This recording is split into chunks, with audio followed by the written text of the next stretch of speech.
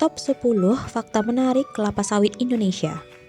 Industri perkebunan kelapa sawit nasional telah lebih dari 1 abad dan terus menunjukkan pertumbuhan dan perkembangannya yang signifikan.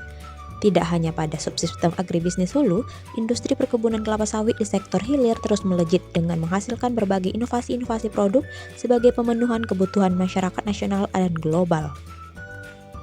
Hampir semua produk-produk jadi yang dipasarkan di retail modern berasal dari olahan minyak kelapa sawit. Bahkan saat ini pemerintah tengah mempersiapkan operasionalisasi pengolahan minyak sawit menjadi sumber bahan bakar nabati yang ramah lingkungan. Secara global, Indonesia berhasil menempatkan julukan sebagai Raja Minyak Sawit dunia setelah mengalahkan posisi Malaysia sejak tahun 2006 silam. Melansir laman The Palm Subscribe, berikut 10 fakta-fakta menarik terkait industri perkebunan kelapa sawit Indonesia. 1. Indonesia dan Malaysia merupakan penguasa pangsa pasar minyak sawit dengan kontribusi sebesar 85% terhadap pasokan global. 2. Indonesia memiliki perkebunan kelapa sawit terluas di dunia, yakni mencapai 16 juta hektar.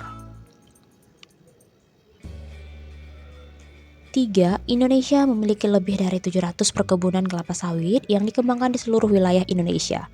4. Sektor perkebunan kelapa sawit dan industri minyak sawit nasional merupakan pendorong perekonomian nasional terbesar di Indonesia.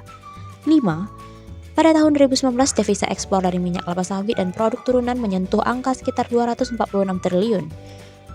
6. Sepanjang tahun 2019, produksi minyak sawit mentah nasional mencapai 51 juta ton. 7.